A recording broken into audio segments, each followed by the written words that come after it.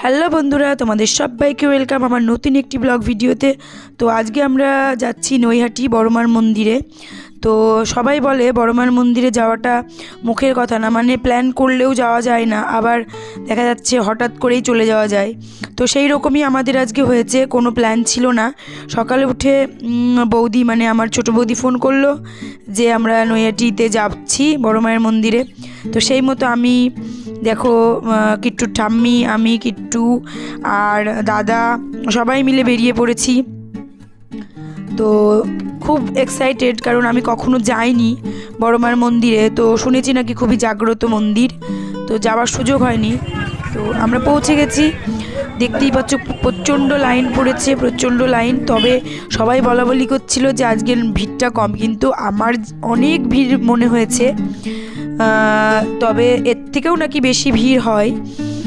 তো আমি, কিট্টু আর আমি দুজনে দাঁড়িয়ে লাইনে দাঁড়িয়ে একটু ভিডিও করছিলাম। তো কিট্টুর ঠাম্মি কিট্টুর পিছনেই দাঁড়িয়ে আছে।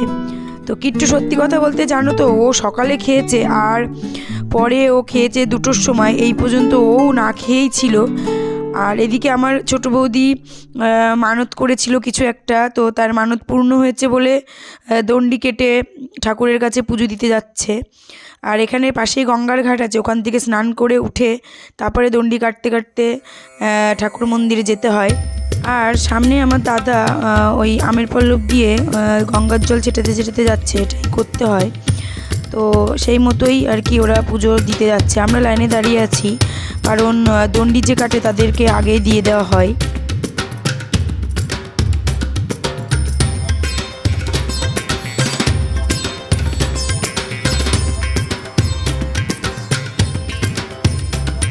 আর এইদিকে দেখো, এরকম সাজির মধ্যে করে মায়ের ফুল, তারপরে সিঁদুর, আলতা, তারপরে চেলি, প্রসাদ সব এইভাবে বিক্রি হয়।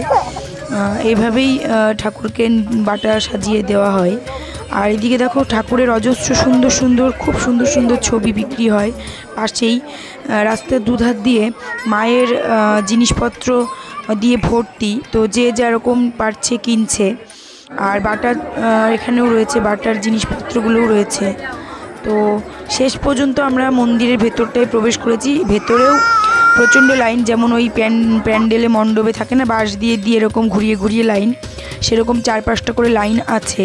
তো সেই মতো করেই আমাদের এগোতে হচ্ছে। তারপরে শেষ পর্যন্ত আমরা দেখো ঠাকুর মন্দিরের ঢুকে পড়েছি। আর এখানে ক্যামেরা অ্যালাউ নেই, তবুও আমি একটুখানি ভিডিও করেছি তোমাদেরকে দেখানোর জন্য।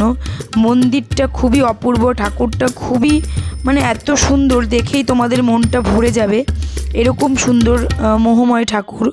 তো তোমাদেরকে আমি বলবো একবার হলেও ঠাকুরটা দর্শন করে যেতে।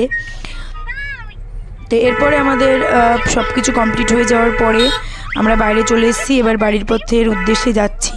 মোটামুটি সবারই খিদে পেয়ে গেছে, আর কিট্টু ঘুমিয়ে পড়েছিল। আর আমরা তারপরে একটা হোটেলে দাঁড়িয়ে কচুরি, আলু তরকারি সব এসব খেয়ে দিয়ে, মানে দাদাই খাইয়েছিল। আবার আমরা বাড়ির পথে রওনা দিয়েছি। বাড়িতে আস্তে আস্তে আমাদের মোটামুটি 3:30-4টে বেজে গেছিলো।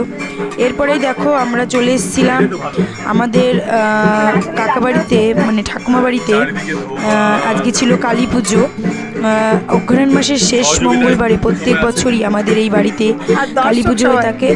আর তার জন্যই দেখো সবাই মিলে খিচুড়ি রান্না, নিরামিষ তরকারি হচ্ছে।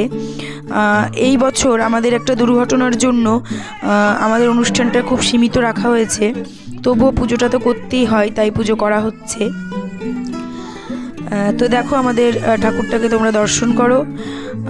আমাদের এই ঠাকুরটা কিন্তু খুবই জাগ্রত। আমারও একটা মানত ছিল আমার কিট্টুকে নিয়ে, তো আমার মানতটা পূর্ণ হয়েছে। এবছর আমি মানতটা দিতে পারিনি, তো পরের বছর আমি অবশ্যই মানতটা পূর্ণ করে দেব। তো ঠাকুরটা খুবই জাগ্রত আমাদের। এটা আমার ঠাকুমার ছোটোবেলার থেকেই ঠাকুমা এই পুজো করতেন। আর এখন ঠাকুমা নেই, তবে তার ছেলেরা মেয়েরা এই পুজোটা করে থাকে।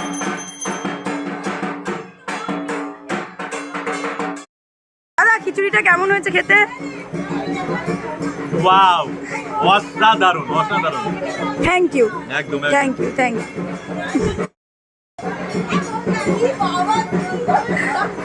ওয়াও অসাধারণ